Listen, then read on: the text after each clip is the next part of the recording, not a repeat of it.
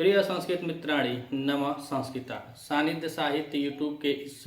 Online मंच पे आप सभी मित्रों का हार्दिक स्वागत अभिनंदन करते हुए हम वाचन कर रहे हैं कठोपनिषद प्रथम अध्याय के प्रथम वल्ली में। और इससे पूर्व हम लोगों ने 5 श्लोकों का था जो 5 मंत्र हैं उनका हम वाचन कर चुके हैं। आज इस क्लास में हम मंत्र नंबर 6 से 10 तक के मंत्रों का उच्चारण करेंगे। तो आइए वाचन करते हैं कि अनुपस्य यथाह पूर्वः प्रतिपस्य तथा परे सस्यामिव मृत्यः पच्यते सस्यामिव जायते पुनः।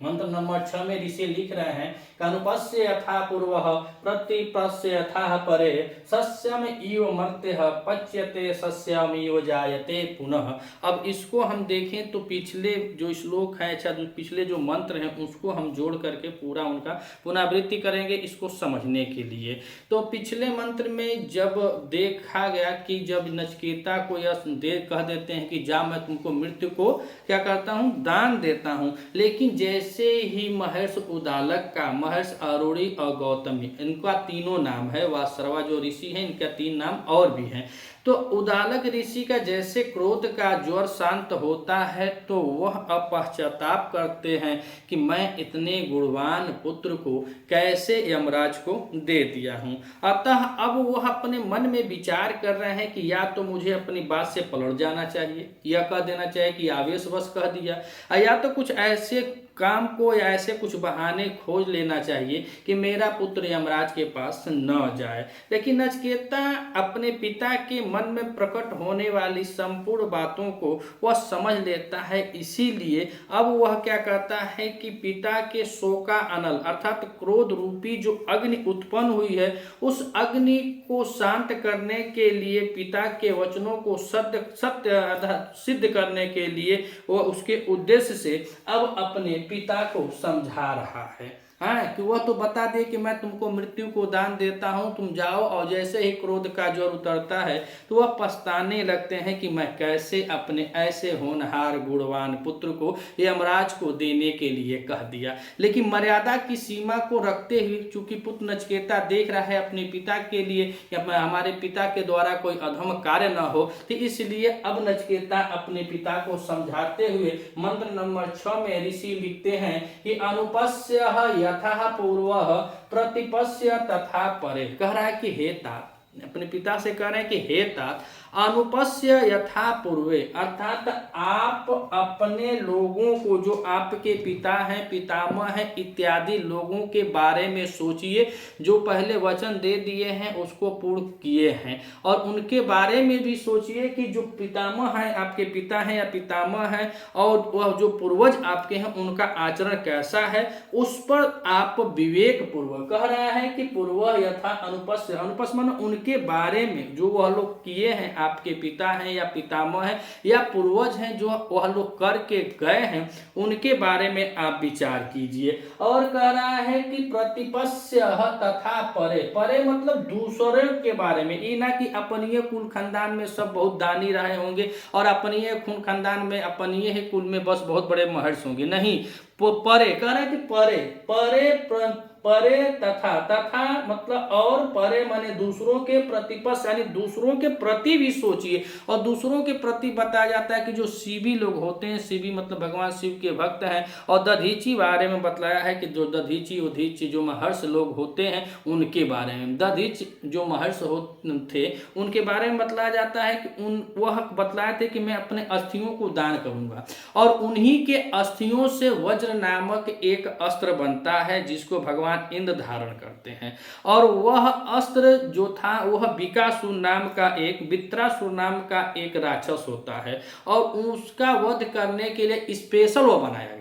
अर्थात उसका वध होना था तो दधीची के अस्थियों से बने अस्त्र से ही होना था। इसी पुराणिक बातों को ऋषि बताते हैं कि वह ऋषि कुमार समझाते हुए अपने पिता को कह रहा है कि हे पिताजी अनुपस्य यथा पूर्वे अर्थात अपने पूर्व जो हे तात अपने पूर्व जो आपके पिता हैं पितामह हैं अर्थात जैसे आचरण किए हैं उन पर भी आप विवेक पूर्वक विचार कर लीजिए। और तथा करे तथा और परे प्रतिपस्य, और जो बाद में जो और खून खानदान के हैं, जो और शेष लोग हैं, ऋषि महर्षि और जो शेष है, उन पर भी दृष्टिपात कीजिए, उनको भी प्रतिपस्य, उनको भी दृष्टिपात कर लीजिए, उनको भी देख लीजिए कि वह कैसे कैसे अपने बातों को, अपने वचनों के लिए क्या क्या किए हैं। और फिर समझाते हुए यह छोटा नचिकेता बालक अपने पिता से कह रहा है कि सस्यम इव मर्त्यः पच्यते सस्यम इव जायते पुनः। सस्यम मतलब होता है फसल के बारे में, और वह फसल जो होता है वह जौ गेहूं को कह रहा है कि अनाज के बारे में कह रहा है कि सस्यम, तो कह रहे मर्त्य जो मृतलोक है, सस्यम मर्त्य सस्यम इव, यह जो मृत्यु और जन्म का जो बंधन है वह एक फसल के समान है, एक खेती के समान है। जैसे फसल जौ और गेहूं इत्यादि धान जो बोया जाता है तो पहले उसकी नर्सरी होती है, छोटा सा वह बोया जाता है, उसके बाद वो आगे बढ़ता है, फिर उसमें जैसे इस समय धान की रोपनी होती है तो पहले बिया डाला जाता है, फिर अंकुर फूटता है, फिर उसकी रोपाई की जाती है, फिर वो अरेड़ा में आता है, फिर वो दुद्धा होता है, फिर वो पकता है, फिर वो कटता है। अर्थात इसी प्रकार से वो कह रहा है कि क्या कह रहा है कि मत्य सस्यम युव, जो यह मृतलोक है, मरण जन्म और मरण का जो मरण धर्मांध है, यह मनुष्य के लिए एक फसल के समान है। जैसे फसल छोटी होती है, फिर बढ़ती है, फिर पकती है, अंत में गत्वा वह मर जाती है, तो उसी को बता रहा है कि मर्त्य जो मरण धर्म है, आज नहीं तो कल मुझको जाना ही है यम के पास, और आप कह ही दिए हैं तो आप विचार मत कीजिए, अपने पूर्वजों को भी सोचिए जो आपके पूर्वज हैं, और उन पूर्वजों को भी सोचिए जो आपके नहीं हैं, उन लोगों के बारे में उस पर दृष्टिपात कीजिए, उन लोगों के बारे में विचार कीजिए। हे पिता, जो मृत्यु धर्म है, जो मृत्यु मरण धर्म है, जो मरण धर्मा है, यह एक खेती के समान है, अन्न की खेती के समान है। जिस प्रकार से अन्न को बोया जाता है, फिर वह बड़ा होता है, फिर वह पकता है, पचता है और खत्म हो जाता है, ठीक वैसे ही मर्त्य जो यह मरणा धर्म है, जो मरण धर्म है, वह सस्यम यु अर्थात फसल के समान पच्यते माने पकते हैं और लास्ट में मर जाते हैं। और आगे कह रहा है कि सस्यम यु अजायते पुनः, और फिर जैसे ही वह अपने ऋतु को पाता है, जैसे आषाढ़ सावन बारिश का मौसम जब आता है तो वह कह रहा है कि वह जब फसल जो होती है जर्जर होकर मर जाती है, जो पक जाती है मर जाती है, लेकिन कोई भी ऐसा खेत नहीं होगा उस काल से और अब तक की बात कर रहे हैं कि उस खेत में कुछ बीज न गिरे हो, धान भी गिरा होता है, गेहूं भी गिरा होता है, लेकिन जैसे ही वो मौसम बरसात का आता है और बरसात का मौसम आता है तो वह पुनः क्या कर रहे हैं, कह रहे हैं कि सस्यम यु जैसे पुनः आ जाते, जैसे यह अन्न फिर से पुनः उत्पन्न हो जाता है, वैसे ही मनुष्य अपने कर्मों के अनुसार से अनेक रूपों को धारण कर लेता है। यह छठे मंत्र में नचिकेता अपने पिता, अपने तात उदालक ऋषि अरुणी, गौतम वासरवास ऋषि को समझाते हुए बता रहा है। तो कह रहा है कि अनुपस्य यथा पूर्वम प्रतिपस्य तथा परे, हे पिता उनको भी देखिए जो आपके पितामह थे, पिता थे इत्यादि, आप लोगों के जो अग्रज हैं उनको पर भी विचार कीजिए, और परे तथा प्रतिपस्य तथा और दूसरों के भी जो अग्रज हैं, जो दूसरे भी ऋषि मुनि हैं, उन पर भी विचार कीजिए। जो यह मरणा धर्म है, जो यह मरना जीने मरने का जो बंधन है ना, यह एक खेती के समान है, अर्थात एक फसल के समान है, सस्यम इस फसल के समान है। जैसे फसल बड़ी होती है, बड़ी होके बाद पकती है, पकने के बाद फिर पच्यती आती तो वह मर जाती है, ठीक वैसे ही मरणा धर्म है। और कह रहे हैं कि सस्यम में वजायते पुनः, और जैसे ही अपने पूर्व वातावरण को प्राप्त करता है, वह बीज जैसे अंकुरित होता है, फिर से वह फलने फूलने लगता है, ठीक वैसे ही आत्मा शरीर को चेंज कर देती है। तो हे तात, आप इस असत्य आचरण में न पड़े, आपने जो कह दिया है उसको आप उसी पर अडिग रहें। अब पुत्र के इस निश्चय सदाचार को देख करके उदालक अपने पुत्र को यमराज के यहाँ भेज देते हैं, यमराज के यहाँ भेज देते हैं। जब इतना वह समझाता है कि यहाँ पे मनुष्य जो है यह मरना धर्म है, आना है जाना है, या दुनिया की रीत है, और आप अपने पूर्वजों को भी देख लीजिए, काहे कह रहा है वह छोटा बालक, अपने पिता के अंदर अपने प्रति जो मोह है, अर्थात तो उस उदालक ऋषि के अंदर जो पुत्र के प्रति मोह है, स्नेह है, जिसमें वह अधम कर रहे थे, नहीं तो दान देना था तो काहे वही गौगे देते, जो एकदम मरणापंत में आ गए थे, ऐसी गाय को काहे देते। वह पुत्र मोह में अच्छी अच्छी गायों को रखे थे कि मेरे बेटे के काम आएगा, लेकिन उनकी एक ही कमजोरी है कि वह बहुत ही क्रोध वाले हैं। और जब नचिकेता छोटा बालक हट करके बार बार पूछता है कि आप मुझे किसे देंगे, आप मुझे किसे देंगे, तो वह आवेशवश कह देते हैं कि मैं तुमको मृत्यु को देता हूं। लेकिन इतना समझाने के बाद पुत्र से निश्चय और सदाचार को देखकर उदालक अपने पुत्र को यमराज के पास तो भेज देते हैं, लेकिन प्रीति भक्ति के अभाव में नचिकेता शरीर से अर्थात अपने शरीर के साथ ही यमलोक अथवा यमराज के पास पहुंच जाता है। पिता के प्रति इतना स्नेह था, इतना स्नेह था कि उसमें शक्ति अप्रबल थी, और वह प्रबल शक्ति के कारण अपने शरीर रूप में ही यमराज के दरवाजे पर पहुंच जाते हैं। महाभारत में इसका कुछ शब्दार्थों को जोड़ा गया है कठोपनिषद में, उसमें भी शांतनु भीष्म पितामह को यही वरदान दिए होते हैं। भीष्म पितामह के बचपन का नाम देवव्रत होता है, लेकिन जब अपने पिता के लिए जब वह मांगते हैं हाथ जा करके, तो उनकी शादी करवाते हैं, और जब शादी करवा देते हैं तब जाके वहीं पे वो प्रतिज्ञा लेते हैं कि मैं आजीवन, जो केवट की पुत्री होती हैं वो कहते हैं कि आजीवन मैं ब्रह्मचर्य को ही धारण करूंगा। और पिता जी उनको यह आशीर्वाद देते हैं कि बेटा जब तक तुम चाहोगे इस पृथ्वी पर तब तक तुम जी सकते हो,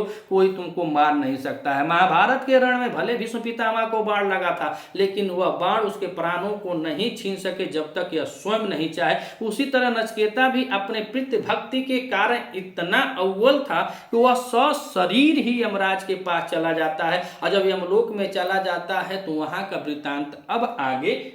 7वें मंत्र में बताते हैं। मगर होता क्या है, जब यमलोक में चला जाता है वो छोटा बालक, तो वह पेयम नहीं रहते हैं, अर्थात यमराज नहीं रहते हैं, वो देशाटन को गए होते हैं। और जब देशाटन से लौट कर आते हैं उसके बाद का यह 7वें मंत्र में कवि जी या ऋषि बताते हैं। अब 7वें श्लोक में ऋषि बता रहे हैं कि वैश्वानरः प्रविशत्यातिथि ब्राह्मणो गृहान तस्य एताम शांति कुर्वन्ति हर वैश्वत उदकम। तो अब वहां पे जब यमलोक की घटना के बारे में बता रहे हैं कि 3 दिन हो गया था, और 3 दिन जब हो गया था वह नचिकेता बालक जाके यम के दरवाजे पर चुपचाप शांति से बैठा है, और 3 दिन न तो वो कुछ खाया न पिया, अर्थात वहां पे जलपान भी नहीं किया, और 3 दिन तक यमराज के इंतजार में बैठा रहा। अब इस 7वें मंत्र में कह रहे हैं कि जब यमराज आते हैं तब के बारे में बता रहे हैं। तो कह रहे हैं कि हे वैश्वास्व, यानी जो वैश्वस कहा जाता है यानी सूर्यपुत्र, अर्थात हे वैश्वत, अर्थात हे सूर्यपुत्र, अर्थात हे यमराज, अर्थात यमराज के मंत्रियों ने कहा, किससे कहा, हे वैश्वत अर्थात हे सूर्यपुत्र यमराज, अतिथि ब्राह्मणों, जो अतिथि कहा जाता है जिसके आने की कोई तिथि ना हो। अतिथि जिसके आने की कोई तिथि न हो, न जाने का समय हो, जो आता हो चला जाता हो। तो पहले अब के ज़माने में कोई अतिथि लग रहा है कि बहुत कम ही लोग होते हैं, काहे कि मोबाइल फ़ोन है, तुरंते फ़ोन हो जाता है कि हे सड़ुआइन आवत हैं, तो मामा आवत हैं, हे चाचा आवत हैं, चाहे नानी मामा माई मौसा जहाँ लोग जा रहे हैं वहाँ पहले ही सूचित कर देते हैं। तो वह अब अतिथि के कंडीशन में नहीं रह गया है। पहले लोग बताते हैं अतिथि जिसके आने की कोई तिथि भी ना हो, और वह चला भी जाए, कितना देर रुकेगा, कितने समय देगा, इसका कोई अज्ञात नहीं था, उसका ज्ञान ही नहीं था, उसको अतिथि कहते हैं। तो कह रहे हैं कि अतिथि ब्राह्मणों गृहान प्रविशति, अर्थात जो गृह में कौन आ गया है, तो ब्राह्मणों अतिथि, जो ब्राह्मण है वह अतिथि के रूप में गृहान माने घर में प्रविशत्य, अर्थात वह प्रवेश कर गया है। बता रहे हैं यम से उसके मंत्रियों ने बताया कि हे वैश्वत अर्थात हे यमराज, हे सूर्यपुत्र यमराज, अतिथि जो ब्राह्मण हैं, तो कह रहे हैं कि ब्राह्मणों अतिथि वैश्वानरः गृहान, अर्थात घर में ब्राह्मण अतिथि जो एक अग्नि के रूप में होता है वह प्रवेश कर दिए हैं, अर्थात वह आए हैं। छोटा नचिकेता ब्राह्मण है और ब्राह्मण अतिथि का सेवा सत्कार करना बहुत पुण्य माना जाता है। अगर आपके यहाँ कोई अतिथि के रूप में कोई ब्राह्मण आया है, अतिथि कोई ऋतिक आया है, तो उसका सेवा सत्कार आप नहीं करेंगे तो वह क्रोधित हो जाता है। इसीलिए ब्राह्मणों को बता रहे हैं कि जो ब्राह्मण अतिथि होते हैं वह कैसे होते हैं, तो वह स्वानरः यानी कि अग्नि के समान होते हैं। और ब्राह्मण अतिथि छाछात अग्नि होते हैं, छाछात अग्नि होते हैं। अगर जिस प्रकार से वह घर में प्रवेश करते हैं तो मानो उस पूरे घर को जलता हुआ प्रवेश करते हैं। अगर उनको सही ढंग से और सही समय पर उनके अग्नि का समन न किया जाए तो वह सर्वप्रथम वह क्या करते हैं, घर को ही जलाना शुरू कर देते हैं। अब इसका एग्जाम्पल महाकवि कालिदास जी ने देखे होंगे आप लोग अभिज्ञान शाकुंतल में, कि वो कह रहे हैं कि माम तपोवेस्तियां, तब मैं यहाँ पर आया हूँ, दुर्वासा ऋषि जी हैं, और कह रहे हैं कि मुझ जैसे तपस्वी को देखकर तुम्हारा ध्यान नहीं लग रहा है और तुम जिसके ध्यान में खोई हो वह तुमको भूल जाएगा। तो वह भी एक ऋषि होते हैं, दुर्वासा ब्राह्मण होते हैं, जो अतिथि के रूप में होते हैं, आह अति परिभावनी। तो उसमें वो बताते हैं तो ठीक वैसे ही यहाँ मंत्री यम से कह रहे हैं कि हे महाराज आप नहीं थे तो यहाँ पे ब्राह्मणों अतिथि गृहान वैश्वानर प्रविशत्य, अर्थात जो ब्राह्मण अतिथि है वह घर में वैश्वानर अर्थात अग्नि के रूप में प्रवेश किए हैं, अग्नि के रूप में प्रवेश किए हैं। इसलिए कह रहे हैं कि तस्य एताम शांति कुर्वन्ति उदकम हर, अर्थात उनके लिए अब शांति करना है। तस्य एताम उनकी शांति के लिए कह रहे हैं कि तस्य एताम शांति, अर्थात उस ब्राह्मण अतिथि के शांति के लिए या सर्व शांति करने के लिए, कुर्वन्ति कर रहे हैं कि तस्य एताम शांति कुर्वन्ति, उस ब्राह्मण अतिथि के शांति करने के लिए उदकम हर, उदकम माने जल से, हरिये, हरिये मतलब उसको दूर कीजिए, उनको शांत कीजिए। वैसे भी अगर किसी घर में अग्नि लग जाए, आग लग जाए बहुत तेज से, तो हम लोग जल से ही शांत करते हैं। ठीक उसी प्रकार यह ब्राह्मण अतिथि, वो छोटा सा बालक नचिकेता जो वहां पे 3 दिन बिना खाए पिए खड़ा था, यम का इंतजार कर रहा था, उसको देख करके यम के मंत्री बताते हैं कि है वैश्वास, है सूर्यपुत्र यमराज, यह जो ब्राह्मण अतिथि हैं वह एक वैश्वानर अग्नि के जैसे घर में प्रवेश कर गए हैं, इसलिए आप तस्यताम शांति कुर्वन्ति, आप उनकी शांति के लिए उदकम हर, अर्थात उस जल को ले जाकर उनका पादक्षालन कीजिए। अर्थात पहले जल को ले जाइए और उनके पैरों को धोइए। पादक्षालन मतलब यही होता है, पहले आप जब लोग जाते थे पैदल पैदल अधिकांशतः, तो बहुत लोग पहले जब हम लोग पैदा हुए थे उसके 2-4 साल बाद हम लोग देखे हैं, 5-7 साल बाद पहले पैर और धोया जाता था, पानी आता था। तो पीने के लिए पहले पानी नहीं आता था, पहले थाली में पानी लोग लेकर आते थे, उसके बाद पैरों को धोते थे, मिचते थे और वहाँ पे अतिथि का सेवा सत्कार किया जाता था। यही अब यम के मंत्री यम से कह रहे हैं कि आप पहले जा करके जो आए हुए हैं उन अतिथि को, अर्थात आप क्या करें, अर्घ्य पाद जल आदि द्वारा अतिथि ब्राह्मण रूपी अग्नि को आप शांति करें। और उसके बाद वो आते हैं पैर में शांति करते हैं। तो बताया जाता है कि जैसे अशांत अग्नि संपूर्ण घर को जला देती है, वैसी प्रकार से यह अतिथि होते हैं, जो अनचिंतित अतिथि होते हैं, संपूर्ण कर्म फलों को नष्ट कर देते हैं। यही बता करके यहाँ पे 7वां श्लोक में यह ऋषि लिखते हैं। अब इसके आगे हम अगले श्लोक में देखते हैं। अब 8वें श्लोक में फिर ऋषि लिखते हैं कि आशा प्रतीक्षे संगतम सोनृताम च इष्टापूर्ते पुत्र पशुस्व सर्वान् ये तद वृंकते पुरुषस्य अल्पमेधसो यस्या अनशन वसति ब्राह्मणो गृहे। अब इसमें बता रहे हैं, ऋषि जी लिख रहे हैं तो कह रहे हैं कि यस्या, यहाँ से नीचे से देखेंगे, यस्या गृहे, जिसके घर में ब्राह्मण अनशन वसति, अनशन मतलब होता है कि बिना खाए पिए, जैसे नहीं सब कहते हैं कि हम अनशन कर देंगे, यानी बिना खाए पिए अनशन कर देंगे, आंदोलन कर देंगे, तो वैसे ही यह शब्द आ रहा है कि यस्य गृहे, जिस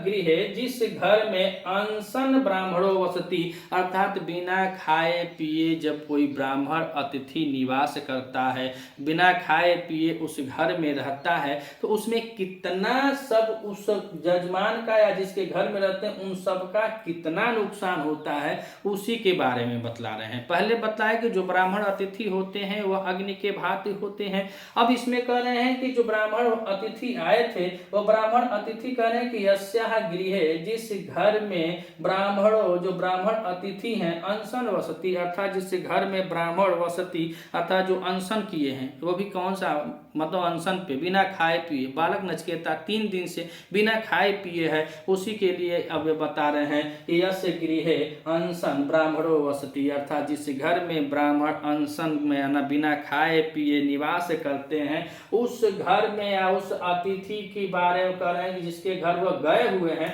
उनका क्या होता है, तो कह रहे हैं कि अल्प मेधसो, अल्प माने मंद, मेधसो माने बुद्धि अर्थात तो उस मंद बुद्धि वाले जिसके घर वह गए हुए हैं और ब्राह्मण हैं, ब्राह्मण बिना खाए पिए 3 दिन से बैठे हैं, तो ऐसे अल्प बुद्धि वालों की कह रहे हैं कि अल्प मेधसो, ऐसे अल्प बुद्धि वालों की कह रहे हैं पुरुषस्य अर्थात ऐसे अल्प बुद्धि वाले पुरुष की आशा प्रतीक्षे, आशा प्रतीक्षे, कुछ आदमी आशा ही जीवन है, बताया जाता है कि आशा ही जीवन है, आशा ही बंधन है, तो उसी आशा के बारे में कह रहे हैं कि जो अप्रत्यक्ष रूप से हो न हो ये अलग बात है। जैसे एग्जाम्पल में हम देखें कि हम पढ़ाई कर रहे हैं तो एक आशा लगी हुई है कि हो सके तो हमारा LT में हो जाए, हो सके तो हम मास्टर हो जाएं, हो सके तो राजकीय विद्यालय में हम प्रवक्ता हो जाए, तो इसी को कह रहे हैं कि जो अप्रत्यक्ष रूप से स्टार्ट होता है। तो पहले बता रहे हैं कि जिस घर में ब्राह्मण अतिथि बिना खाए पिए रहता है उस अल्प मेधस अल्प बुद्धि वाले पुरुष का आशा, जो आशा से फल उत्पन्न होने वाला है उसका भी नाश हो जाता है। और कह रहे हैं प्रतीक्षे यानी कि जिसकी प्रतीक्षा कर रहा है, मान लीजिए कि आप आशा कर रहे हैं कि नौकरी लग गई, नौकरी लग जाए और नौकरी भी नहीं लगेगी, क्या कि आप आशा किए हैं, प्रतीक्षा की आप किसी कार्य को मान लीजिए कर दिए हैं और किसी कार्य को कर दिए हैं उसके बाद आपको उसके बदले में कुछ मिल जा रहा है। जैसे मान लीजिए हम दिहाड़ी मजदूरी की बात करें, नौकरी सर्विस की बात कर दें, तो दिन भर काम करने के बाद जो कुछ पैसा मिलने वाला होता है तो उसकी प्रतीक्षा होती है, क्योंकि पूर्ण रूप से आप जानते हैं कि हमने किया है तो निश्चित हो जाता है। पहले बताया कि अप्रत्यक्ष स्टार्ट होता है जिसमें आशा की जाती है, लेकिन जब आप कुछ कर दिए हैं उसके बदले में आपको कुछ मिलना है तो निश्चित स्टार्ट होता है। और निश्चित स्टार्ट की यानी जो प्राप्ति की प्रतीक्षा, उसको क्या कहते हैं, प्रतीक्षा कहते हैं। कुछ प्राप्त होगा वह भी खत्म हो जाता है। और कह रहे हैं कि संगतम सुनिता अर्थात संगत से यानी संगत के बारे में कह रहे हैं कि आशा और प्रतीक्षा, आशा और प्रतीक्षा से उत्पन्न होने वाला जो संयोग होता है उसको भी कह रहे हैं कि वह देवता ध्यान से फल की प्राप्ति हो या किसी कार्य से किसी आपकी मजदूरी का ही वहन हो, चाहे आप नौकरी पेशा कर रहे हैं तो आपका सैलरी ही हो, तो आशा और प्रतीक्षा से पहले आप आशा किए कि हमको कोई काम मिले, फिर आपको काम मिल गया तो आप उसकी प्रतीक्षा कर रहे हैं कि इसका कुछ अच्छा दाम मिलेगा, कुछ काम किए हैं तो कुछ पैसा मिलेगा। और आगे करें संगत अर्थात आशा और प्रतीक्षा के संगत से प्राप्त यानी दोनों के मेल से जो प्राप्त होने वाला है वह भी। और कह रहे हैं कि सुनिताम अर्थात जो आपकी प्रिय वाणी है, आप दूसरे के प्रति जो प्रिय वाणी से उत्पन्न जो इष्ट फल होता है ऐसा फल भी, ऐसा फल भी। और कह रहे हैं कि च माने और इष्टापूर्ते, इष्टापूर्ते अर्थात इसमें देखा जाए तो जो इष्ट होता है, जो बड़े बड़े काम होते हैं सामाजिक स्तर से आप जो काम किए होते हैं, यज्ञ आदि करते हैं, जैसे यज्ञ इष्टा माने यज्ञ कर देते हैं या यज्ञ में यजमान होते हैं, चाहे यज्ञ में दान इत्यादि देते हैं, उससे उत्पन्न होने वाला फल। और कहें पूर्ते अपूर्ते, और अपूर्ति के लिए आप समाज में मान लीजिए कुछ बनवा दे रहे हैं, जैसे कुआं खोदवा दिए तो पानी चल रहा है, विद्यालय बनवा दिए तो सब बच्चे पढ़ रहे हैं, मान लीजिए आप कोई कार्य ऐसा कर दिए जिसमें आपको फल की प्राप्ति हो, आप कोई मंदिर बनवा दिए उसमें लोग जा रहे हैं, तो इस प्रकार से। तो पहले बतलाए कि यहाँ पर जो ब्राह्मण है और जो ब्राह्मण जब वह अनशन करके बिना खाए पिए जिस मंद बुद्धि पुरुष के घर में निवास करते हैं उस पुरुष का इतने प्रकार से क्षति होती है, करें सर्वान अर्थात सभी प्रकार से एतद भृंकते अर्थात वह सभी प्रकार से वह हमेशा के लिए क्या हो जाता है, नष्ट हो जाता है। कौन कौन सा, तो कह रहे हैं पुत्र पशु, यानी जो पुत्र हो पशु हो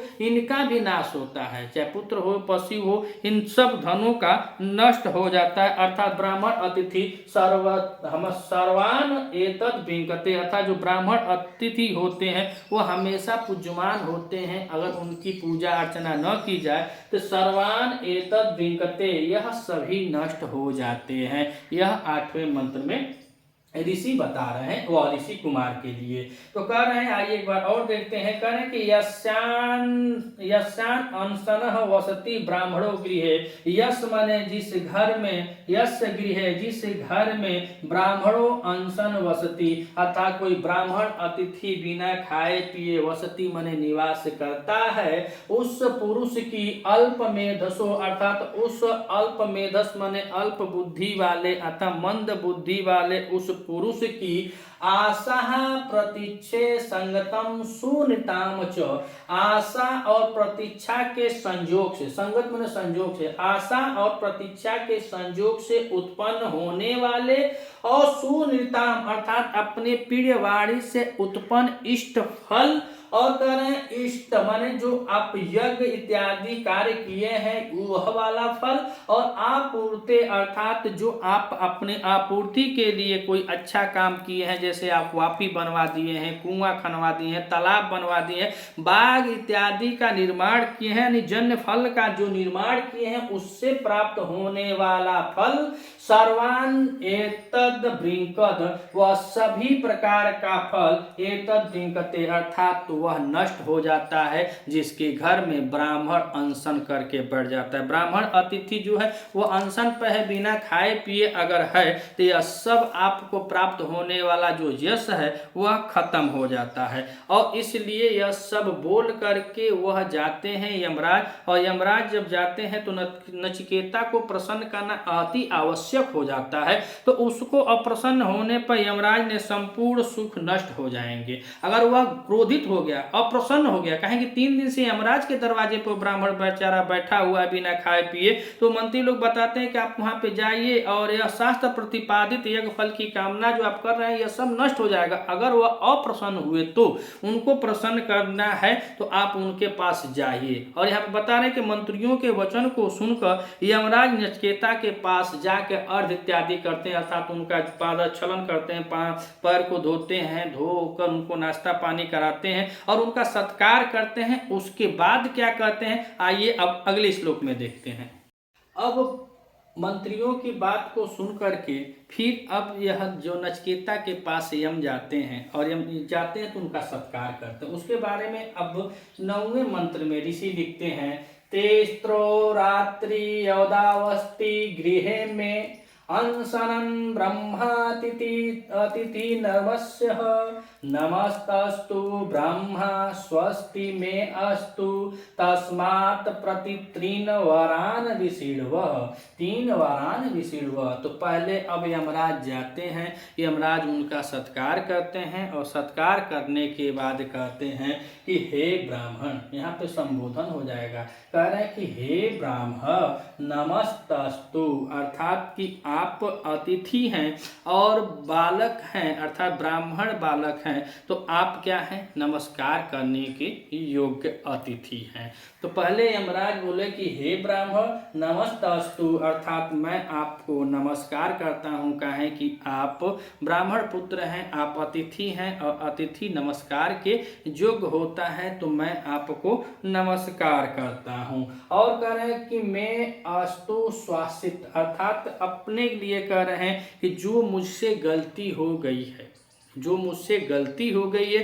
3 दिन आप मेरे यहाँ उपवास किए हैं, उस अपराध के लिए क्षमा मांगता हूँ। और कह रहे हैं कि मैं अस्तु स्वास्थ्य अर्थात मेरा भी कल्याण हो। जब यमराज जाते हैं नचिकेता के पास, वह छोटा सा ब्राह्मण पुत्र जब जाते हैं तो उसको ऐसे कहते हैं कि हे ब्राह्मण नमस्ते अस्तु, अर्थात आप नमस्कार करने के योग्य हैं, आप नमस्कार करने के योग्य अतिथि हैं, अतः आपको नमस्कार है। और आगे कह रहे हैं कि मैं अस्तु श्वासित, अर्थात मेरे दरवाजे पे आप 3 दिन उपवास किए हैं, उस अपराध के लिए मैं क्षमा प्रार्थी हूँ। फिर कह रहे हैं कि मैं अस्तु स्वास्थ्य, अर्थात मेरा भी कल्याण हो। यह यमराज जी कहते हैं कि मेरा भी कल्याण हो। और उसके बाद फिर कहते हैं कि यत, यहाँ पे द है ना, यद है ना, तो यहाँ पे यत हो जाएगा। यत तिस्रो रात्रि, अर्थात आप 3 रात्रि तक मेरे घर में करें, मैं गृह वासित, अर्थात आप 3 रात्रि तक मेरे घर में निवास किए, अतिथि के रूप में 3 दिन, माफ कीजिएगा तीसरो रात्रि है ना, 3 दिन यानी 3 दिन और 3 रात्रि। तो कह रहे हैं कि मैं मेरे गृह माने घर में तीसरो रात्रि यत वासी, तथा जो आप 3 रात और दिन तक, रात और दिन मेरे घर में निवास किए। और कैसे किए, तो कह रहे हैं कि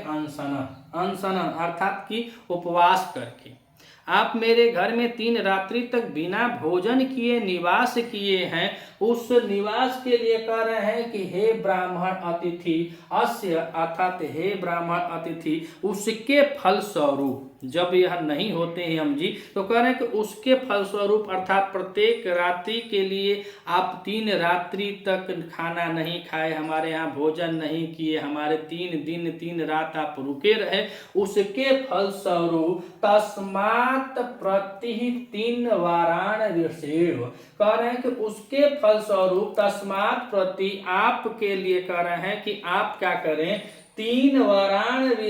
वीरिस्व, अर्थात आप 3 वर मांग सकते हैं। 3 दिन आप हमारे दरवाजे पे नहीं खाए, बिना खाए पिए रहे हैं, उसके फलस्वरूप हमसे गलती हुई है, हम अपनी गलती को स्वीकार करते हैं, आप हमारी गलती को क्षमा करते हुए मेरा कल्याण हो, ऐसा आशीष देते हुए जो आप मेरे घर में 3 दिन बिना खाए पिए रहे हैं, उसके फलस्वरूप आप मुझसे 3 वर मांग सकते हैं। यह इस मंत्र नंबर 9 में ऋषि लिख रहे हैं। तो आइए एक बार और देखते हैं कि तीसरो रात्रि यदवासित गृह में अंशनन ब्रह्मत अतिथि अतस्य नमस्ते अस्तु ब्राह्मण स्वासित में अस्तु तस्मात् प्रति 3 वरान विश्व, कह रहे हैं कि हे ब्राह्मण कुमार, आपको नमस्कार है, अर्थात आप नमस्कार के योग्य अतिथि हैं, अतः आपको मैं नमस्कार करता हूँ। और मैं अस्तु स्वास्थ्य,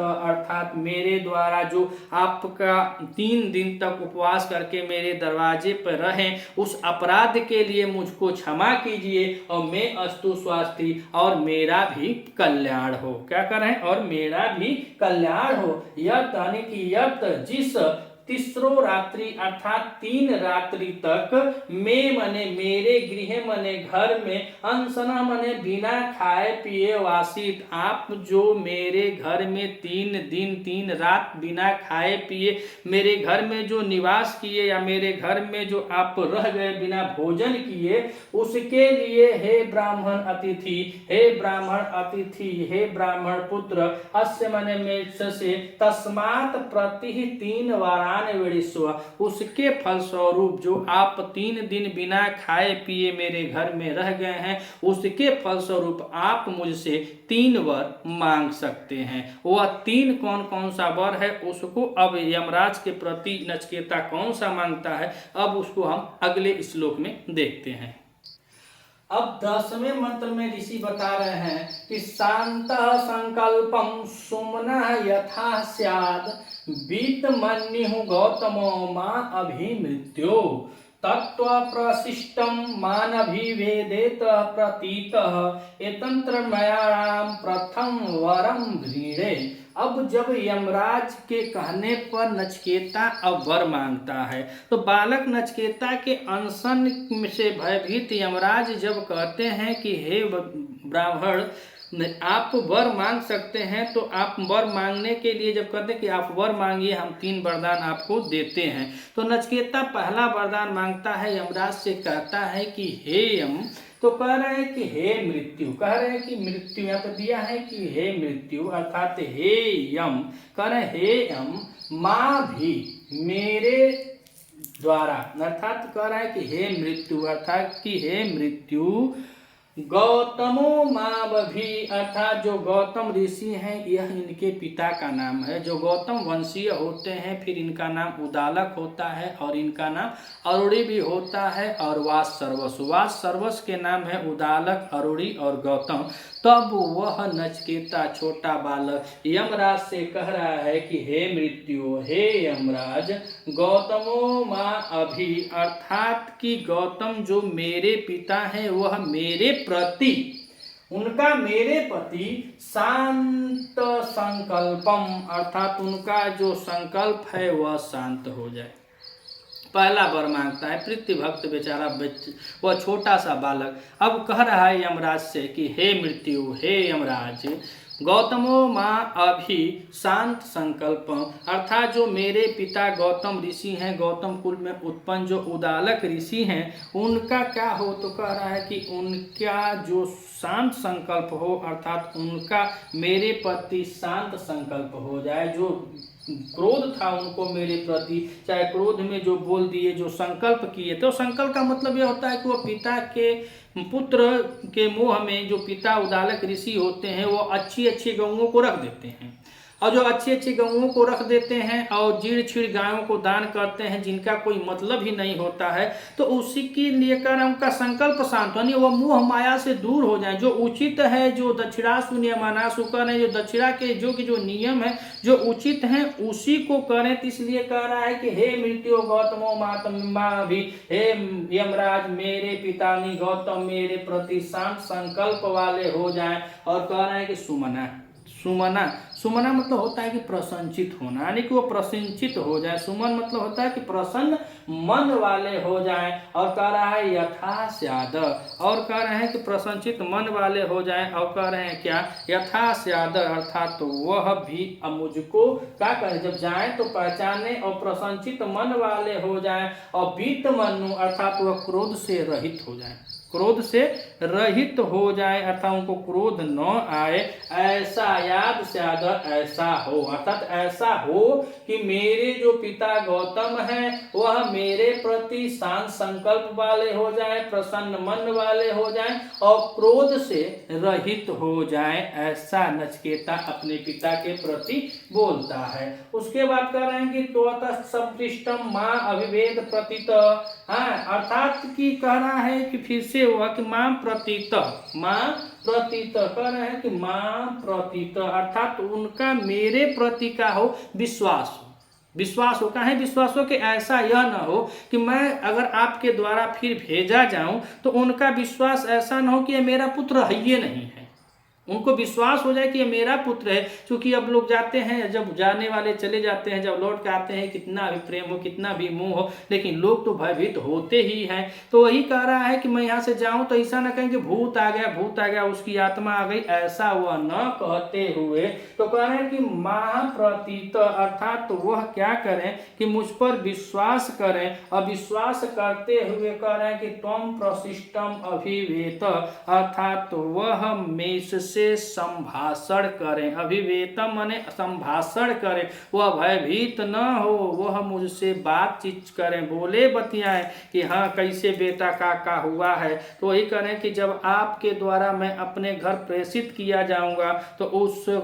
पिता को मुझ यह लगना चाहिए कि मेरा पुत्र नचिकेता ही है और मेरे साथ वह पहचान पूर्वक था, जो पूर्व में जो प्रेम स्नेह था उस प्रेम स्नेह के साथ वह मुझसे बातचीत करें। इस प्रकार से एतत् त्रयाणाम प्रथम वरम वीणे अर्थात इस प्रकार से यह मेरा पहला वर होता है, अर्थात 3 वरों में से यह प्रथम वर मांगता हूँ। यह नचिकेता प्रथम वर मांगता है अपने पिता के प्रति। तो आइए एक बार और देखते हैं कि शांत संकल्पम सुमनः यथा स्यात् वीतमन्युः गौतमो मां अभिमृत्यो। हे मृत्यु, हे यमराज, गौतमो मां अभि अर्थात जो मेरे पिता हैं मां अभी मेरे प्रति शांत संकल्प वाले हो जाएं और उनका मन प्रसन्न हो जाए और वीतमन्यु अर्थात वह क्रोध से रहित हो जाए, यथा स्यात् ऐसा हो। ऐसा वह बता रहे हैं कि जो मेरे पिता हैं वह क्रोधवश ही वह मुझको आपके यहाँ भेजे हैं, तो उनका क्रोध भी शांत हो जाए, उनका शांत संकल्प भी हो जाए, कहेंगे बहुत उग्र वाले हैं तो उनका संकल्प भी शांत हो जाए और सुमना मन वह प्रसन्नचित्त हृदय वाले हो जाए, ऐसे मेरे पिता हो जाए। और कह रहा है का माँ प्रतीत अर्थात वह मुझको पहचाने, मुझको जाने, करे माँ प्रतीत मुझको जाने पहचाने, मुझ पर विश्वास करें। और कब करें तो कह रहे हैं कि त्वत् प्रशिष्टम अभिवदेत अर्थात आपके द्वारा जब मैं भेजा जाऊं तो मेरे पिता मुझसे संभाषण करें, अर्थात तो वह मुझसे यह न सोचें कि यह मेरा पुत्र नहीं है। पूर्वतः जो प्रेम था, जो पहले मेरे और मेरे पिता के प्रति जो प्रेम था वह प्रेम बना रहे, वह मुझसे क्या करें, भाषण करें, अर्थात मेरा पुत्र नचिकेता है यह समझकर पहचान लें। तुम